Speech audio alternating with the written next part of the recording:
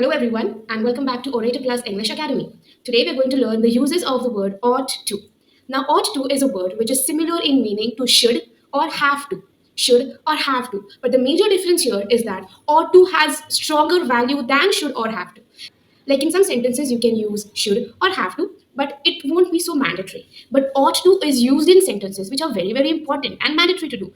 For example, if person A is saying, I feel cold, person B has to use ought to give the answer. So your answer can be, you ought to stay at home or you ought to wear a sweater.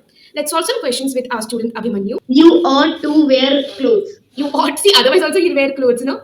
So how can you say you ought You to ought wear? to wear jackets. You ought to wear a jacket. Okay, keep in mind ought will not come alone. You have to use to with it. You cannot say you ought to wear the jacket. You have to say you ought to wear the jacket. Jack does not like his job. What suggestion will you give him? He ought to work harder. Okay, fine, we'll type that.